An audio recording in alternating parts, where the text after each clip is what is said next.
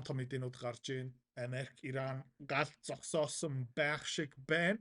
Тэгээ өнөөдөр би улс төрийн апдейт төрүүлээ хийчихэн. Тэрний дараа шууд залгаад зах зээлийн апдейт оруулчихна. Окей. Юу болсон бэ гэх юм бол энэ Америк, Иран, Израилийн дайн хурдан дуусах хэрэгтэй байсан. Тэ Дональд Трампын төлөвөө юу байсан бэ гэх юм бол Венесуэлаг тэ бараг нэг өдрийн дотор ингээд арчсан. Одоо Ираныг 2-3 хоног бөмбөгдөөд иранчууд бас бууж өгөх юм байна. Тэгээд саяхан маш сонирхолтой New York Times сонин нэг нийтлэл гаргасан. Тэн дээр юу бичсэн байсан бэ гэх юм бол Трамп хэн нөлөө үзүүлсэн бэ?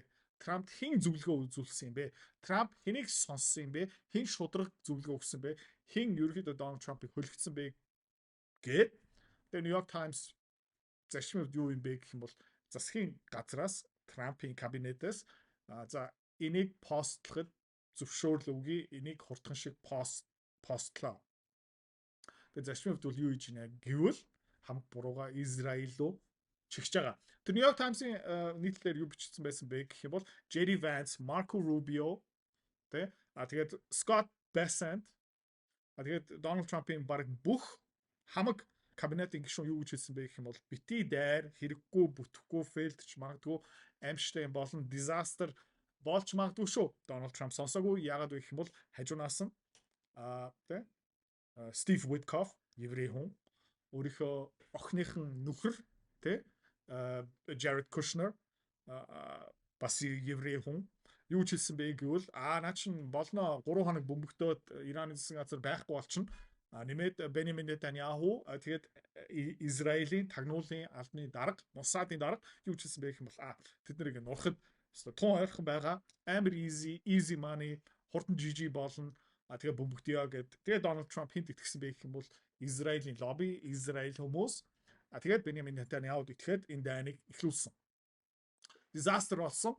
Одоо Америкчууд, Америкийн улс төрчнөр Дональд Трампын кабинет, Дональд Трампын багийн гишүүдүүд юу хийж байна гэх юм бол зарчмууд юу хийж байна гэх юм бол өөрийгөө Израилээс жоохон холдуулж байгаа. Окей. За тэгээд Fox News юу хэлж байгаа юм бэ хэдүүлээ сонсох. Well, the Israelis, for what they know so far with the details in this 2-week delay in the war, they're not too happy with the details, but they say it's President Trump's decision to make. The Iranian response was to fire another missile at Israel. It wasn't 5 minutes from the time that Truth Social post went up that our phones lit up with another. Тэгээд энэ Ирантай хэлцэл J.D. Vance, Пакистаны ерөнхий сайд цаана бас хятадууд оролцоотой гэсэн Иранчууд энэ уулзалтууд хурлууд дээр хэн ерөөсөө оролцоогүй юм бэ гэх юм бол Израильчууд. Израильчуудад ямар ч мэдээлэл авч чадсангүй. Яагаад гэж байгаа юм бэ гэх юм бол Америкчууд мэдж байгаа. Ямар нэгэн байдлаар Израильчууд энийг сонсчих юм бол мэдээд авчих юм бол Израильчууд энийг саботажлаа. Зогсооно. Incoming missile. This missile was intercepted over Jerusalem. The shrapnel came down. We've got no word. За тэгээд ер нь бол зарчмын хувьд одоо ингэсгээд гал зогсох ёстой. Хэрнээ Израильчууд бөмбөг явуулж байгаа. Пуужин явуулж байгаа. Дрон явуулж байгаа. Иранчууд Израиль руу пуужин бөмбөг дрон явуулж байгаа. Израильчууд Либаноныг тусалсан бөмбөгтж байгаа. Of any injuries. It should be noted that word had gone out through the IDF that we should anticipate a lot of missile fire tonight, and they have not taken that down yet. So that's a situation right now. Sometimes we see here in the Middle East that they will fire one just to be defiant at the end, but it's also possible that word hadn't gotten out to the rocket crew. За тэгээд ер нь бол гал зогсоох хэлцэл зарчмын хувьд 2-7 оны хугацаатай тохирсон байгаа. Гэхдээ эцсийн пуужингууд одоо хүртэл явж байгаа. Хугацааны арилжаа хөрөнгө олт мөнгөөр мөнгө олох амар сонирхолтой байгаа ч тийм. Гэхдээ амар хэцүү. Хэвч хүмүүс нь ерөөсөж чаддгүй. Ягаад чаддгүй юм бэ гэх юм бол ментор багш байхгүй. Community байхгүй. Одоо сайн сонсоорой. Тийм. Би school community нээсэн. Тэн дээр юу зааж байгаа юм бэ гэх юм бол энэ толгоонд байгаа хөрөнгө олтын бүх чадвараар чамтай хуваалцаж байгаа. Тэрнээс гадна би ямар хөвцөө хизээ ямар ханшаар хэдэн хуваар авж байгаа юм бэ тэн дээр ил тавигдсан байгаа. Чи нөгөө дүр аж бол. За. Манай community-ээр нэгдсэн хүмүүс одоо 1 сарын байдлаар доллараар тийм ойролцоо 50-60% өгөөж аль хэдийн авцсан байгаа. За, чи миний энэ чадварыг сурмаар байгаа юм бол энэ видеоны эцэст тийм манаар автна чам дэлгэн мэдээлэл өгнө. Тэгээд school community дотор уулзъя. За, энэ бол нэг funny бичиг нь юу юм бэ гэх юм бол Lindsey Graham Израилийг дэмжсэн хүмүүсийн тэ бичлэг.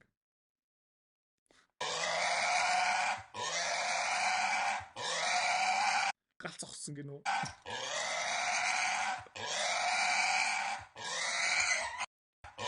Тэгээ Израилийн лобби, зэвсгийн лобби ерөөхдөө бүтггүй байгаа. За тэгээ Израильчууд UAE, United Arab Emirates тэ Дубай гэх мэтчлэн бас юу бөмбөгцсөн бэ гэх юм бол одоо хүртэл бөмбөгдөж байгаа Лаван арал бас томоохон газ нефт экспортлог дэд бүтцтэй эндээ бас тэ Иранчууд газ нефт боловсруулад хадгалаад тэгэл ерөнхийдөө экспортлог энийг бас бөмбөгдөж байгаа. Окей. Тэгээд ингээ хараад үзэх юм бол тий UAE Израилээс маш олон пуужин Иран руу хүртэл ингээ явж байгаа. Тэгээ өнөөдөр шөнө бас Израилийн тэнгэрт юу харагдсан бэ гэх юм бол та харж болно. Cluster bombs, пуужин, бөмбөг гэх мэт шин ерөнхийдөө тий. За тэгээд нөгөө Лаван арал тий Сири арал дээр ер нь бол бөмбөгүүд энэ газ нефт боловсруулах үйлдвэрийг бөмбөгцөөр л байгаа. За нэмээд UAE-д бас тэ United Arab Emirates Fujairah тэ та харж байгаа бол маш олон ер нь бол нефт газны том агуулгууд энд байгаа. Энийг бас бөмбөгдөж байгаа. Нэмээд Таиландын бас нэг усан онгоц дэлбэрсэн тэ тэд 3 нас орсон. Байлдааны онгоц тэ Израилээс тэ та харж байгаа бол Израилээс Иран руу ниссэн хിവэрэ байгаа Лаван арлыг дахиад үзүүлж байна. Тэгээд Дональд Трамп бас саяхан юу постлсан бэ гэх юм бол ямар нэгэн улс тэ Иран руу зэвсэг нийлүүлэх юм бол энэ бол хэдд руу өгж байгаа мессеж юу юм бэ гэх юм бол хин нэг нь Иран руу одоо зэвсэг нийлүүлэх юм бол 50% тариф яа шүү. Гэхдээ сонирхолтой юм юу юм бэ гэх юм бол Дональд Трампын ингэ ярьж байгаа нөлөө нь ерөөхдөө байхгүй болсон гэж ойлгож байна. Тэгээ өнөөдрийн байдлаараа гац зогсоох дээр аль аль тал нь хүлээн зөвшөөрсөн байгаа хэрнээ Иран United Arab Emirates руу 17 пуужин 35 дрон явуулсан.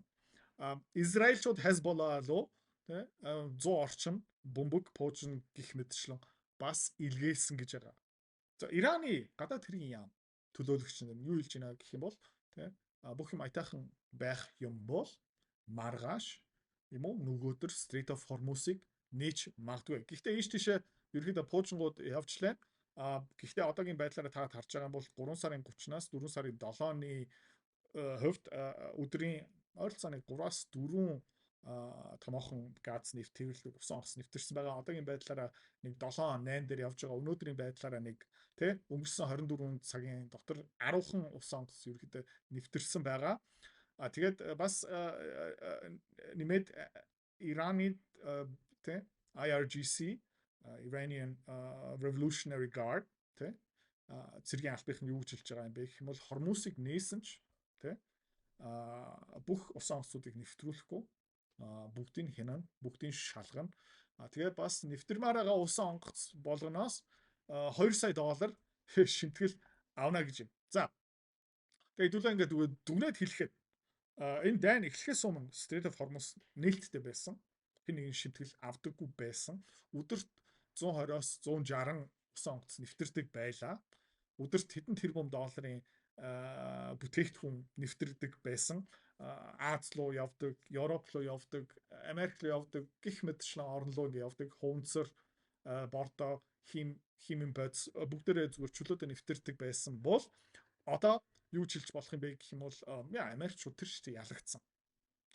Окей. Иран ялсан. Яг гэх юм бол Strait of Hormuz-ыг одоо илүү их өөрхөө болгосон. Тэгээ Strait of Hormuz-ыг эзэлнэ гэдэг чинь заяа Сауди Арабын нефтийг өдөрч байгаа гэсэн үг.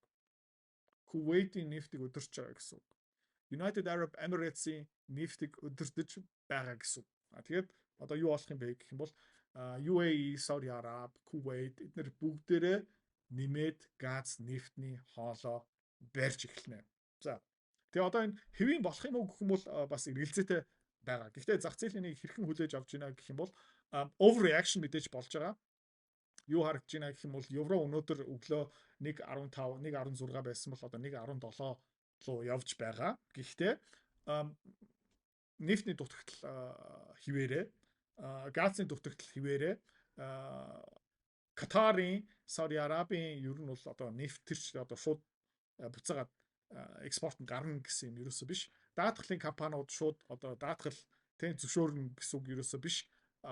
Тэгээд хүмүүс тэр Strait of Hormuz-оор хэвийн үйл ажиллагаа эхлэхэд дахиад магадгүй 1-2 7 хоног дутуу. Окей.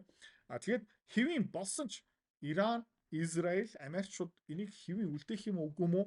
Бас эргэлзээтэй. Гэхдээ зах зээл энийг хэрхэн одоо хүлээж авч байна гэх юм бол банд тас бүх юм хэвийн болох юм байна. Тэгэхээр евро ер нь бол буцаагаад чангалж байгаа. За. Энэ дээр миний хувьд бол нэг сандарах юм ерөөсөө байхгүй. Яагаад гэх юм бол нефтний үн хаан шийдүүлээ харцгаая. Ерөнхийдөө нэлээд унсан. Тэгээ би хэлжсэн нефт буюу Strait of Hormuz-тай шууд холбоотой арилжаа хідүүлээ нэг сүртэй хийхгүй шүү. Тийм учраас хідүүлээ USO дээрээ маш бага хувь хийсэн. Тийм учраас хідүүлээ APA руу маш бага хэмжээний хөрөнгө оруулалт хийсэн. Тэрнээс өнөөдөр хідүүлээ алидийн exit хийсэн. USO дээр жишээлбэл 30% ашигтай гих мэдчлээ. Тэгээ ингээ хараад үзэх юм бол нефт өнөөдөр өглөө $109 дээр байсан бол одоо 93 90 хэдэн доллар дээр явж байгаа. Гэхдээ хүмүүс юу ярьж байгаа юм бэ гэх юм бол энэ дээр би ерөөхдөө бас санал нийлж байгаа. Яагаад гэх юм бол нэлээд их дэд бүц эвдэрсэн, нэлээд их гинтл авсан, даатгалын компани, тээврийн өвтөг бүх юм ерөөхдөө одоо илүү үнэтэй болцсон байгаа.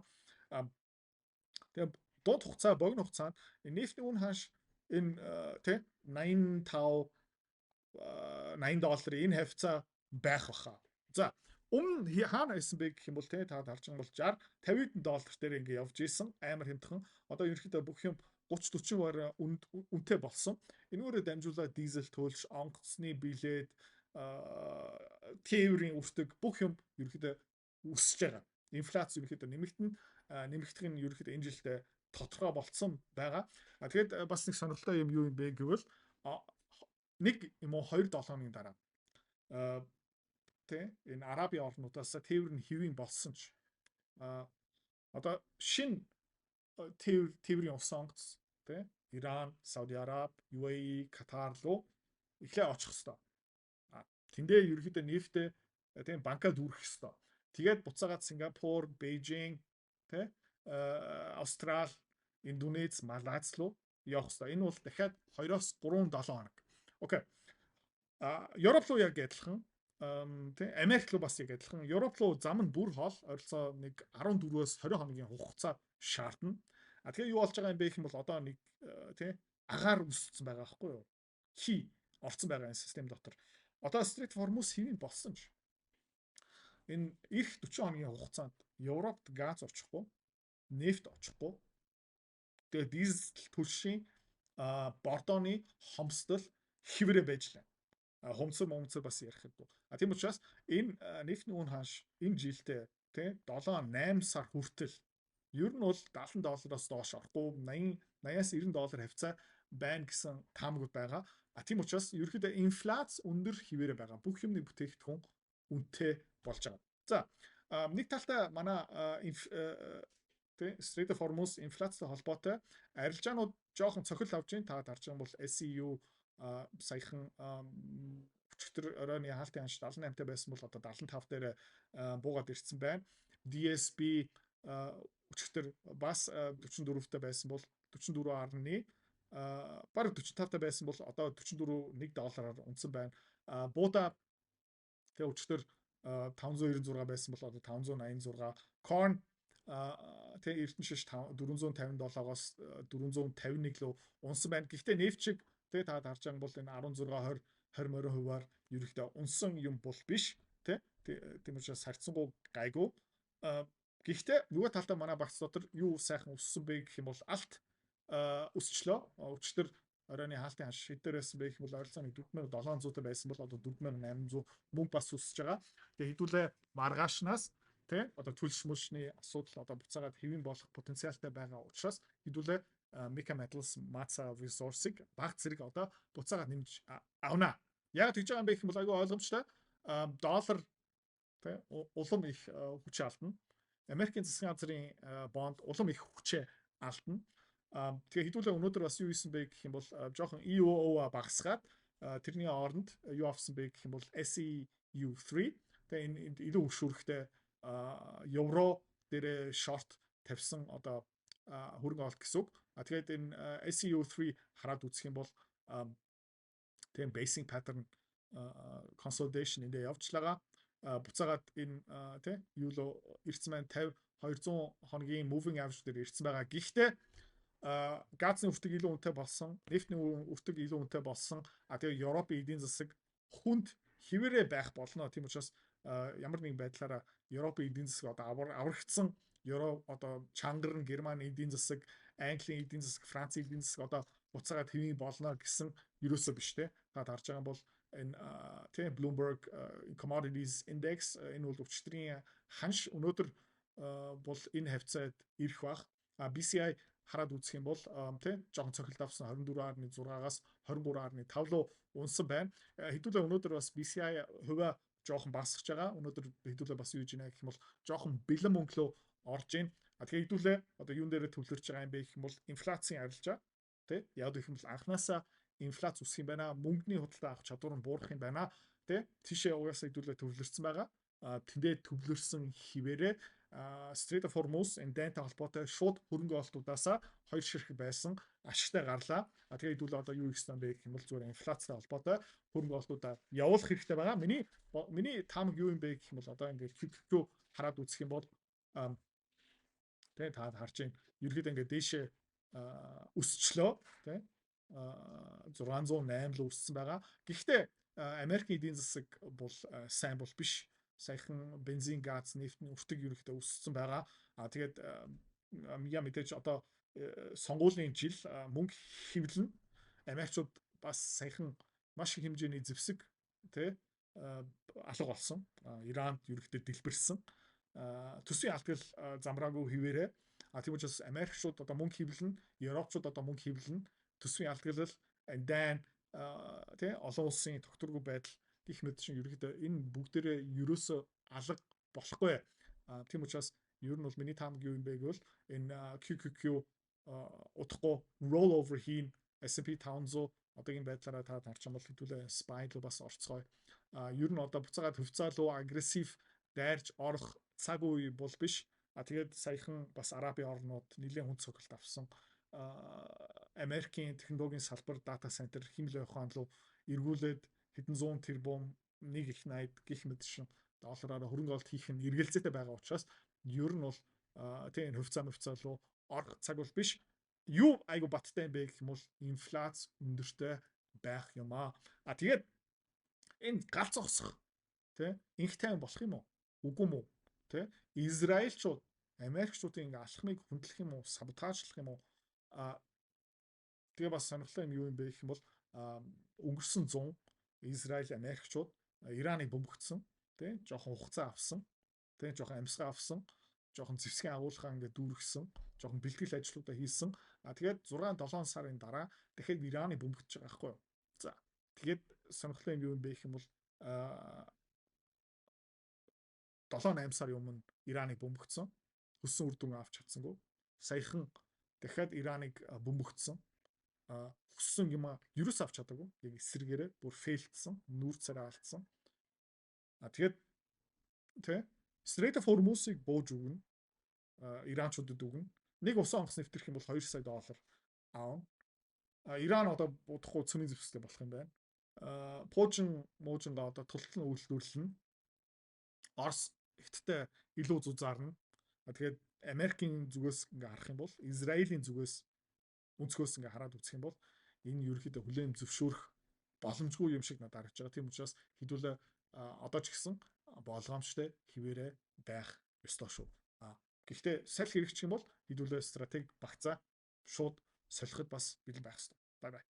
Хэрвээ та манай эдгээр цэцэрлэг бит хоёрын Earn Invest Be Free School Community-д нэгдэхийг хүсвэл яг одоо үзэж байгаа бичлэгийнхаа хамгийн ихний линк дээр дараарай.